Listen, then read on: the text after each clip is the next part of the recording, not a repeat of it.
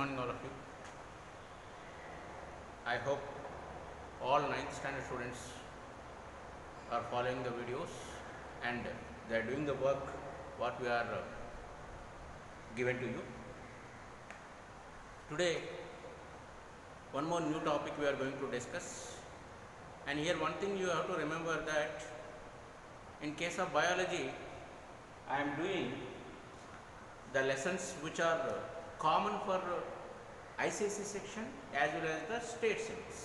Okay, so which are the lessons which are very common for these two boards, state board as well as ICSE board, those lessons only we are covering in the online videos. And whatever the lessons which are not common for both the boards, so those will be taught separately next. Okay, let us see one more topic, very important topic that we are going to discuss today, which is very common for both ICSE board as well as the state. That is diversity of living organisms. Diversity of living organisms.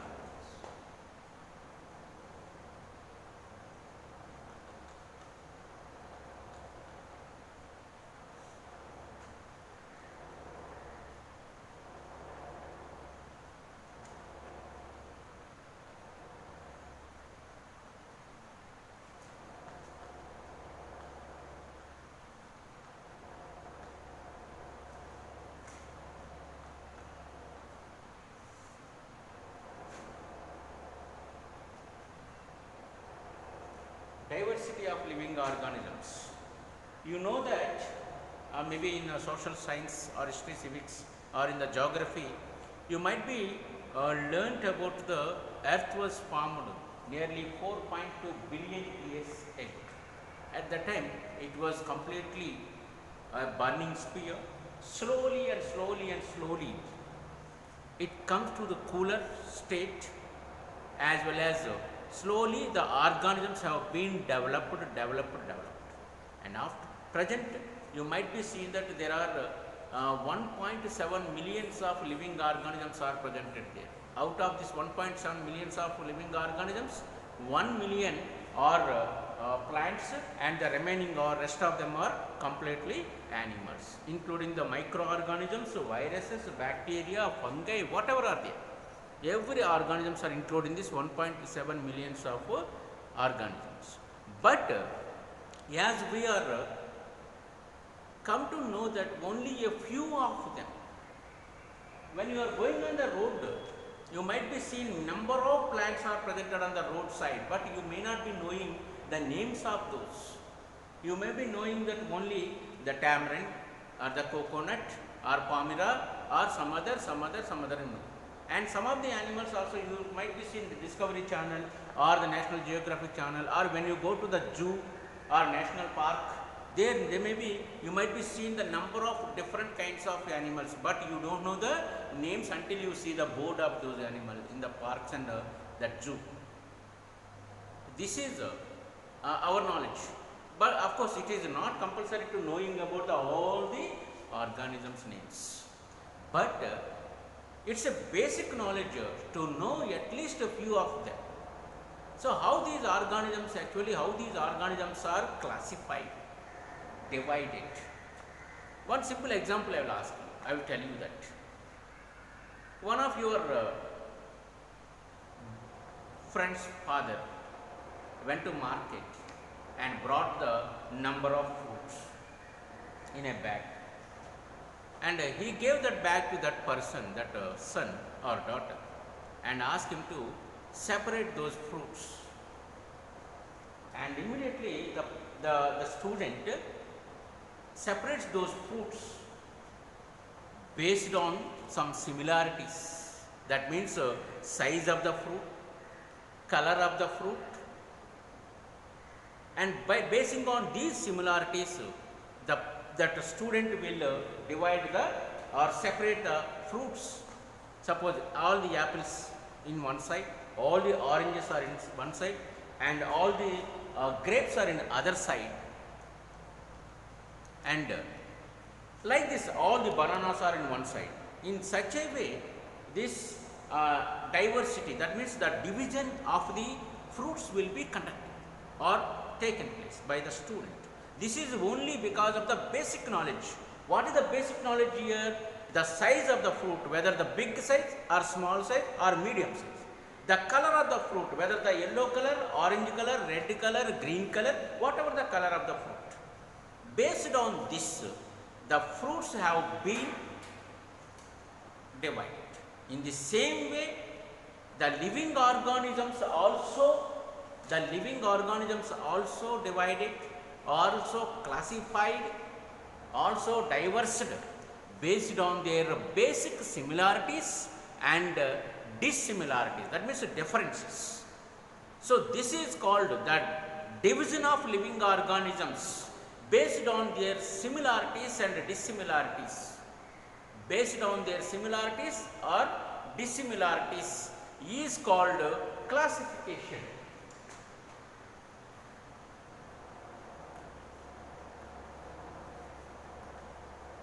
Classification is a phenomena of classifying the organisms, dividing the organisms based on their similarities and their dissimilarities, that means differences. That is called classification. And this classification may be done in a different manner. And there are number of biologists, number of physicists, number of scientists came forward, have worked on this classification. And until the 1758, the classification of these living organisms was not having any kind of proper hierarchy, that means proper phenomena. Only from the 1758 onwards it has been taken in a consideration and proper phenomena has been followed by the scientists. Before that 1758, as we all already know that one, the father of biology was Aristotle. The father of biology was Aristotle. And his lifespan is 384 to 322 BC, before Christ. So in this Aristotle was known by us as a father of biology. He has given the word biology, and also he decided what is biology. He gave the complete information about the biology, and he started first, the Aristotle first started the classification of living organisms based on only one basic similarity, that is the organisms which move are one category, the organisms which do not move they are another category. That means he has taken the one character or one factor, that is locomotion. What is that? Locomotion. Based on this locomotion, the organisms which can move from one place to another place, those are one group. The organisms which cannot move from one place to another place, they are another group. So he made the classification, the total organisms into two groups. One is moving organisms, those he named as animals, and those which do not move at all, those he named as plants. This is the classification, the first classification without any phenomena, without any rule, only one rule, that is which can move in one category, which cannot move another category, that's all.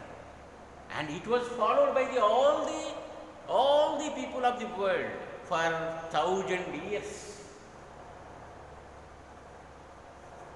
For 1,000 years it was followed continuously without a question. But there are so many lapses are there in this. Suppose if you take the fungi organism, it cannot move from one place to another place. So we can, Aristotle considered them as a plant. but plant prepare their own food, whereas the fungi cannot prepare the food. So there will be a question. So that's why, but without a phenomena, and he gave one pathway, one root cause is given by the Aristotle. In such a way, you should move, go forward and get the knowledge and implement that. And all other scientists who came forward after the Aristotle have taken this route pathway for their investigations.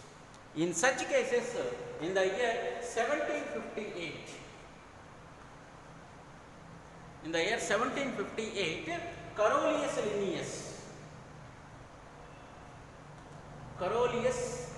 Linnaeus, he was a scientist, Netherlands scientist, biologist, have followed the theory given by Aristotle, but he has taken the phenomena, basic similarities and basic differences. He has taken the phenomena of locomotion and also preparing of food.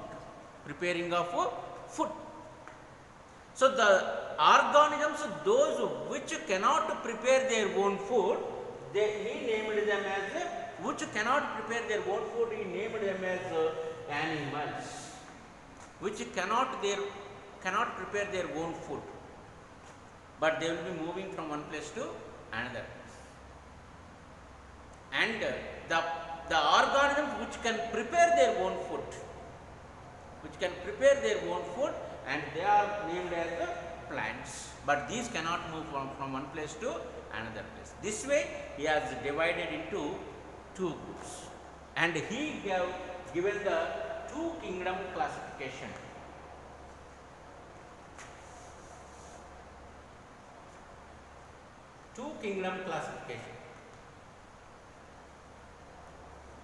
What are the two kingdoms here? One is Plantae and the one is Animalia. Here the first two kingdom classification as classified by the Carolus Linnaeus in the year 1758 on the basis of preparation of the food. Autotrophs, the organisms which can prepare their own food, they are called as autotrophs. The organisms which cannot prepare their own food, they are called as heterotrophs. Based on this preparation of the food, the Carolus Linnaeus has classified all the organisms into two kingdoms. One is Plantae, which can prepare their own food, and another one is Animalia, which cannot prepare their own food. Okay, and this was followed by the people for 100 years. It was followed by people 100 years.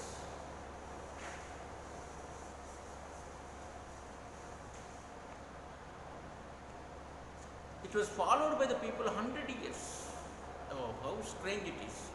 And without a question, because it was given by Carolus Linnaeus, and also he said to be, he was known by us as a father of modern taxonomy. What is the meaning of taxonomy? Taxonomy is nothing but classification. Taxonomy is nothing but classification. Taxa means rank. He given for everything, for every organism he given the rank. Based on that, the classification has taken place. Okay, the taxonomy is nothing but classification, division of living organisms based on their similarities or the dissimilarities. That is called as classification or taxonomy. And the Carolus Linnaeus as named as father of modern taxonomy. Father of modern taxonomy means he has given a complete pathway with rules and regulations. With rules and regulations he gave the pathway, and that pathway has been followed by the further coming scientists. And after the 100 years later, in the year 1886, The scientist called as Copeland was a scientist, and he has said that okay, that Carolus Linnaeus has given us two kingdom classification, but there are some unicellular organisms. Some unicellular organisms are there, and those unicellular organisms are entirely differ from the all multicellular organisms. So for the unicellular organisms separately, one kingdom should be there. So he has proposed that the unicellular organisms should have the one kingdom, and he proposed the kingdom called as Monera. All the unicellular organisms are presented in this Monera kingdom, and it was introduced by the Copeland in the year 1886. And with the entering of this Monera kingdom, now there are three kingdoms: Monera, Plantae, and Animalia. So the Copeland proposed the three kingdom classification. Three kingdom classification.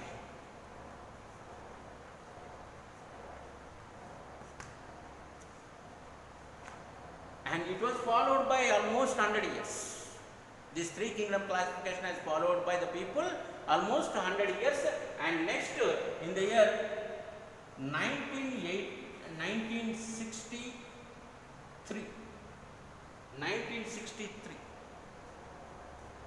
there was one more scientist came forward. His name is Ernest Haeckel. Ernest Haeckel. Ernest Haeckel, and he proposed four kingdom classification.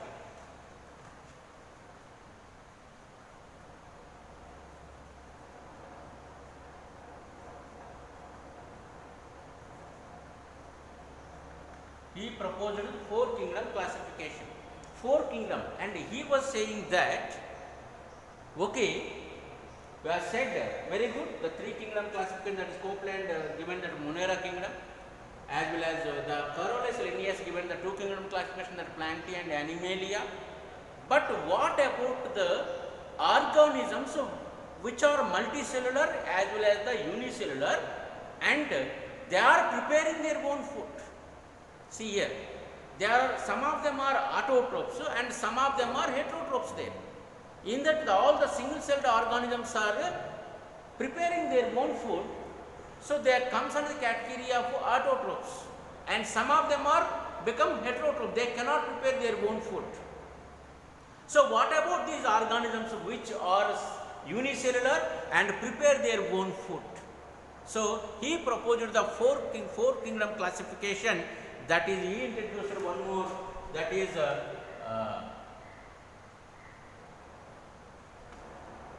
Protista kingdom.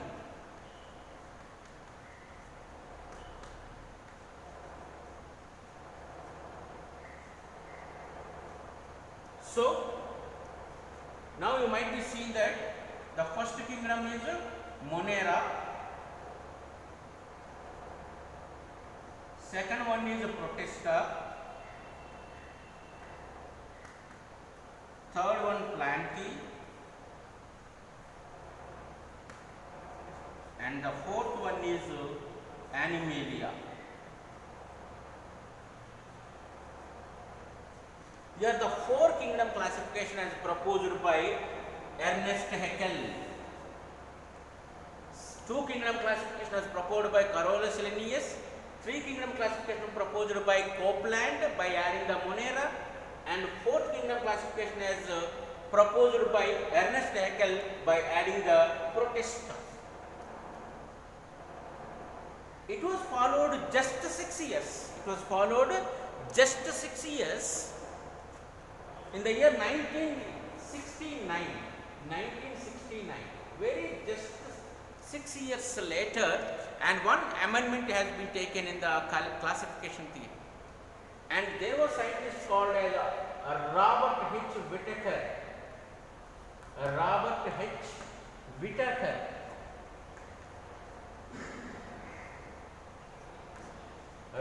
H. Whittaker, he was the scientist, he was the biologist, and he proposed the 5-kingdom classification.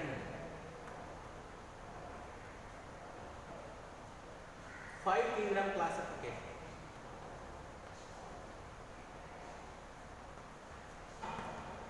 By adding one more kingdom, that is the multicellular organisms which do not have the chlorophyll in their body, and also they cannot prepare their own food, but they cannot move at all. They are neither be animals nor be plants. So for them a special kingdom is necessary. So he proposed the 5-kingdom classification. The Robert H. Whittaker proposed the 5-kingdom classification by adding the fungi into it. Fungi. And this fungi kingdom is also called as Mycota. The kingdom Mycota is also called as fungi. So totally now 5 kingdoms. 5th one is Mycota. Okay. So but when you take all these consideration, they have proposed the theory that classification only based on only the similarities as well as the dissimilarities, that's all. Okay, these are the phenomena of the classification, and this classification has been done by the number of scientists, but based on the number of organisms presented in a one kingdom, number of organisms are present in the one kingdom, and all the kingdoms are ordered, made order, and keeping them in the one kind of order, that is in this way. Monera, first kingdom is Monera kingdom, second kingdom is Protista, third kingdom is Mycota, fourth is Plantae, and the fifth is Animalia. The largest kingdom in the classification is Animalia. Second largest is Plantae. Third one is Mycota, and the first foremost one is Monera. All the unicellular, non-chlorophyllous, as well as without preparing any food, they will be presented in the Monera kingdom. And unicellular, autotrophic, prepare their own food, chlorophyll is presented in their organism, those are Protista kingdom. And Mycota kingdom, the organisms are non-chlorophyllous, cannot move from one place to another place. So they cannot prepare their own food. Those are fungi are presented in the Mycota kingdom. These fungi are also called as decomposers. They depend on the dead and decaying materials. And the fourth kingdom is Plantae, where these cannot move from one place to another place, but they have the chlorophyll in their body, so they prepare their own food. So all the green plants will come under the category of this Plantae kingdom. Next is Animalia. These are the organisms which move from one place to another place, and these do not have the chlorophyll in their body, and they cannot prepare their own food. They are always depending on other organisms for the food. And these furtherly divided into different types that we will discuss in the next video. This is about the classification of living organisms. Okay, thank you very much.